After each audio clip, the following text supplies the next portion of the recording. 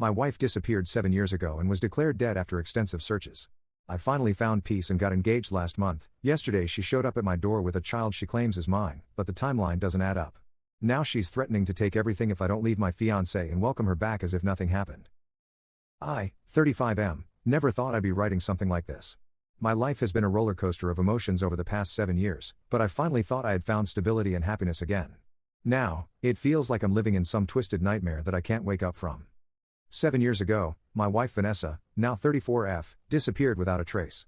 We had been married for 3 years at that point, college sweethearts who tied the knot shortly after graduation. Our marriage wasn't perfect, whose is? But it was good. We had our arguments like any couple, but nothing that signaled the complete devastation that was to come. The day Vanessa disappeared was completely ordinary. It was a Tuesday in March. She left for work in the morning, kissed me goodbye at the door, and that was the last I saw of her. When she didn't come home that evening, I called her office and learned she had never arrived that morning. Her car was gone, her phone was off, and none of her friends or family had heard from her. I immediately filed a missing persons report. The police initially suspected me, as they often do with spouses, but they quickly ruled me out. I was teaching a class at the community college when she would have gone missing, with dozens of students as witnesses. The investigation expanded, and for months, I lived in a state of desperate hope mixed with crushing fear. Search parties combed the woods near our home. Her face was on flyers, local news segments, and missing persons websites. Her parents and I hired a private investigator who exhausted every possible lead. Her car was found 2 weeks after her disappearance, abandoned at a train station 3 hours from our home. Security footage showed someone matching her description parking the car and walking toward the platforms, but the image was too grainy for positive identification, and the trail went cold from there. The most baffling part was that there seemed to be no reason for her to disappear. Our bank accounts showed no unusual withdrawals. Her passport was still at home. She'd left behind her laptop and all personal documents. We had been talking about starting a family, and just the weekend before, we had been looking at houses in a neighborhood with better schools. Nothing made sense. After 2 years of dead ends, the investigation stalled completely. After 5 years, she was legally declared dead, though her body was never found. The declaration was necessary for practical reasons, insurance, her estate, allowing me to move forward legally, but emotionally, it was like losing her all over again. Accepting that declaration felt like a betrayal, like I was giving up on her, but the lawyers and therapist I was seeing convinced me it was a necessary step in the healing process. The grief was all-consuming for a long time. I couldn't sleep in our bed for months after she vanished. I kept her toiletries in the bathroom, her clothes in the closet, as if she might walk through the door at any moment. Her parents and I clung to each other at first, united in our loss and confusion, but eventually, the relationship became strained. They moved across the country to be closer to their other daughter, and our contact became infrequent. My friends were supportive but didn't know how to help. How could they? There was no body to bury, no closure to be had. Just a gaping wound of uncertainty that wouldn't heal. I attended a support group for families of missing persons, which helped somewhat. At least there, nobody told me I needed to move on or asked if I had heard anything for the 1000th time. For the first 3 years, I lived in a kind of limbo. I couldn't bring myself to date, yet I was forced to accept that my wife was likely never coming back. I threw myself into work, took on extra classes, volunteered, anything to fill the endless hours that stretched before me. I sold our house, too many memories, and moved to a small apartment closer to campus. Around the 4-year mark, something shifted. I still missed Vanessa, still wondered what had happened, but the grief had transformed into something I could carry without being crushed by it. I started reconnecting with friends, saying yes to social invitations I would have previously declined. I began to feel glimpses of happiness again, momentary flashes that didn't immediately trigger guilt. 2 years ago, I met Morgan, 33F. She was a new faculty member in the English department, and we connected during a curriculum planning committee. She was smart, kind, and patient with my complicated emotional baggage. We started as friends, but gradually, it evolved into something more. She never pushed me to move faster than I was comfortable with, never compared herself to Vanessa, never made me feel like I had to choose between my past and my future. Meeting Morgan felt like waking up after a long, dark night. I hadn't realized how much of myself I had locked away until she helped me rediscover joy, laughter, and hope. 6 months ago, I asked her to move in with me. Last month, I proposed, and she said yes. For the first time in 7 years, I felt like I was truly living again, not just existing. Then yesterday happened. I was home alone, grading papers while Morgan was at a conference in Chicago. The doorbell rang around 2 p.m. When I opened it, I felt like I was staring at a ghost. Vanessa was standing on my doorstep, looking older but unmistakably herself. Her hair was shorter, she was thinner than I remembered, but it was her. And beside her was a young girl, maybe 6 years old, clutching Vanessa's hand and staring up at me curiously. I couldn't speak. I'm not sure how long I stood there, frozen in shock, but Vanessa eventually broke the silence by asking if she could come in. In a daze, I stepped aside, watching as my supposedly dead wife walked into my apartment with a child I'd never seen before. Once inside, Vanessa looked around, taking in the unfamiliar surroundings with an unreadable expression. The little girl, Emma, I would soon learn, asked if she could use the bathroom. After pointing her in the right direction, I was left alone with Vanessa for the first time in 7 years. She sat on my couch as if she had every right to be there, as if she hadn't vanished without a trace and left me to pick up the pieces of my shattered life. When I finally found my voice, all I could ask was why. My hands were shaking so badly I had to sit down. The story she told me was so outlandish I still don't know what parts, if any, to believe. According to Vanessa, she had been unhappy in our marriage but didn't know how to tell me. She claimed to have felt suffocated, trapped in a life she wasn't sure she wanted. So instead of having an adult conversation about it, she meticulously planned her disappearance, creating a new identity and starting over in Canada. She said she never intended to stay away permanently. She thought she'd take a year, maybe 2, to find herself before deciding whether to return. But then she discovered she was pregnant, and everything changed. She claimed Emma was my daughter, conceived shortly before she left. This is where her story completely falls apart. If Emma is really 6 years old, as Vanessa claims, then the timing doesn't add up. She would have had to be at least 2 to 3 months pregnant when she left, but we had negative pregnancy tests during that time because we were actively trying to conceive. I pointed this out, and Vanessa's explanation became vague and contradictory. She mumbled something about the tests being wrong, about not realizing she was pregnant until later, but her eyes wouldn't meet mine. When Emma returned from the bathroom, the resemblance to Vanessa was striking, the same heart-shaped face, the same dimple in her left cheek. But I searched her features for any sign of myself and found none. Vanessa noticed my scrutiny and quickly sent Emma to play a game on her phone in the kitchen, just out of earshot.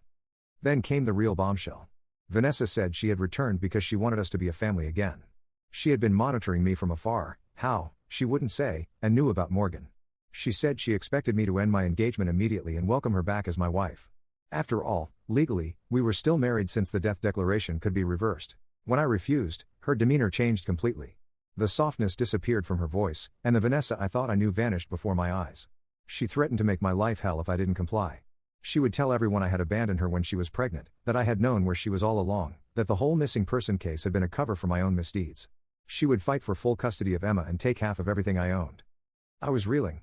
This woman, this stranger wearing my wife's face, was threatening to destroy the life I had painstakingly rebuilt if I didn't bend to her will. I asked her to leave, told her we could discuss this with lawyers present, but she refused to go without my promise to break things off with Morgan. Eventually, I had to threaten to call the police before she would leave. As she headed for the door, Emma in tow, she turned back with a cold smile and said I had 48 hours to make my decision before she went public with her return. The last thing she said was, I was legally declared dead. Imagine how it would look if people found out you moved on so quickly after your poor, missing wife returned, alive and well, with your child. The door closed behind them, and I collapsed onto the floor, my mind spinning. I sat there for hours, unable to process what had just happened. I didn't sleep at all last night. How could I? The wife I mourned for 7 years had returned from the dead, not as the woman I had loved, but as a manipulative stranger using a child, who may or may not be mine, as leverage. The life I had built with Morgan, the future we had planned, was suddenly at risk of being shattered. This morning, I called in sick to work and contacted a lawyer who specializes in family law. I have an emergency appointment this afternoon. I also reached out to the detective who had handled Vanessa's case years ago, though I haven't heard back yet. I haven't told Morgan. She's still at her conference, scheduled to return tomorrow. How do I even begin to explain this situation? Hey, my dead wife is alive and threatening to ruin our lives unless I leave you? It sounds absurd even in my head. But I know I need to tell her as soon as possible. She deserves to know what we're facing. The question of Emma weighs heaviest on my mind. If there's even a possibility she's my daughter, I can't turn my back on her. She's an innocent child caught in her mother's web of deception. But the timeline discrepancy nags at me. If Vanessa was pregnant when she left, she was deliberately keeping it from me, which contradicts our active attempts to conceive. And if Emma was born later, then she can't possibly be mine. I've spent the morning looking at old calendar entries and emails from that time period, trying to piece together a definitive timeline. Vanessa and I had been trying for a baby for about 4 months before she disappeared. She had regular doctor appointments, and we were tracking her cycles. There was a negative pregnancy test just 2 weeks before she vanished. For Emma to be mine, that test would have had to be a false negative, and Emma would have to be turning 7 soon, not 6 as Vanessa claimed. The more I think about it, the more convinced I am that Emma isn't mine. But why would Vanessa lie about this? What could she possibly hope to gain? If she wanted money, she could have contacted me privately instead of this dramatic confrontation. If she genuinely wanted reconciliation, threats and manipulation seem like a terrible approach. Nothing about this situation makes sense, just like nothing about her disappearance made sense 7 years ago. I feel like I'm trapped in some bizarre psychological experiment, waiting for someone to reveal the hidden cameras and explain the twisted rationale behind it all. I can't stop thinking about Emma. Regardless of her parentage, she's being used as a pawn in whatever game Vanessa is playing. She seemed like a sweet, well-adjusted child during our brief interaction. Does she believe I'm her father? What has Vanessa told her all these years? If Emma isn't mine, who is her father, and does he know about her? The questions multiply by the minute, with no answers in sight. The 48-hour deadline Vanessa gave me expires tomorrow afternoon, right around when Morgan is due to return from her conference. The timing feels deliberate, as if Vanessa wants to maximize the chaos and pain she can inflict. I've considered calling Vanessa's parents but hesitate to upend their lives with this news. They've already been through so much grief and uncertainty. What if this is some elaborate hoax? What if the woman who came to my door just looks remarkably like Vanessa but isn't her at all? It seems implausible given how well she knew details of our life together, but at this point, I'm questioning everything. Then there's the legal side of this nightmare. If Vanessa is alive, the death declaration can be reversed, which means technically, we're still married. Does that invalidate my engagement to Morgan? Would Vanessa really have a claim to half of everything, even though she's the one who abandoned the marriage? What about the life insurance payout her parents received? Would they have to return it? The practical implications are dizzying. But beyond the legal complications, there's the emotional devastation. I mourned Vanessa. I loved her, searched for her, grieved her, and eventually found a way to keep living without her. I built a new life, fell in love again, started planning for a future I never thought I'd have. And now she expects me to discard all of that, to act as if the past 7 years never happened, to choose her over the woman who helped me heal. The cruelest part is that the Vanessa who returned isn't even the woman I loved. The person who sat in my living room yesterday was calculating, manipulative, willing to use a child as leverage. Either she was always this person and hid it well, or the years away have changed her fundamentally. Either way, I don't recognize her anymore. I keep coming back to Emma. If there's any chance she's my daughter, I want to be part of her life. I want to know her, protect her, love her. But establishing paternity without Vanessa's cooperation could be difficult, and the prospect of a prolonged legal battle fills me with dread. What impact would that have on Emma? She's already been raised for 6 years believing whatever narrative Vanessa has constructed. The lawyer I'm seeing this afternoon can hopefully provide some clarity on my options. Can I demand a paternity test? Can I fight Vanessa's threats of false allegations? How do I protect Morgan from being collateral damage in this mess? I've started documenting everything I can remember about yesterday's encounter, writing down Vanessa's exact words and threats while they're still fresh in my mind. I've also dug out all the old case files, the missing person reports, the death declaration paperwork. If this does become a legal battle, I want to be prepared. In my darkest moments last night, I wondered if it would be easier to just give Vanessa what she wants. To break Morgan's heart, to surrender to Vanessa's demands, to avoid the public spectacle and legal nightmare that's sure to follow if I resist. The thought lasted only seconds before I dismissed it. I can't abandon Morgan, can't let Vanessa destroy what we've built together, can't reward manipulation and threats. But standing my ground means walking into a storm. It means telling Morgan that our future is suddenly uncertain, that the past I thought was resolved has violently reasserted itself into our lives.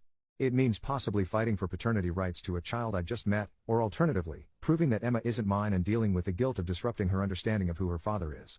It means facing Vanessa's wrath and whatever false narrative she decides to spin. There's also the practical question of where Vanessa and Emma are staying now. She didn't leave any contact information, presumably to maintain the upper hand. Will she just show up again tomorrow when the deadline expires? Should I prepare Morgan for that possibility? Should I have someone else here as a witness? Every path forward seems fraught with pain and uncertainty. The foundation of my carefully reconstructed life has been shaken once again, and I'm struggling to find solid ground. If anyone has experienced anything remotely similar or has any advice on how to navigate this impossible situation, I would be grateful. I feel completely out of my depth, like I'm drowning while trying to keep everyone else afloat. Update, 4 hours later, I just got back from meeting with the lawyer, and there's a new twist to this already bizarre situation. She advised me to immediately file a police report documenting Vanessa's return and her threats. While we were discussing the process, I received a call from the detective who handled Vanessa's disappearance 7 years ago. He had urgent news: the fingerprints from the woman claiming to be Vanessa have been in the system for years. She isn't Vanessa at all. She's Vanessa's college roommate, Lauren, who was interviewed during the original investigation. Lauren had apparently been obsessed with Vanessa, and by extension, me, for years, though she hid it well when questioned by police. The detective believes Lauren may have been involved in Vanessa's disappearance, though they never had enough evidence to pursue her as a suspect.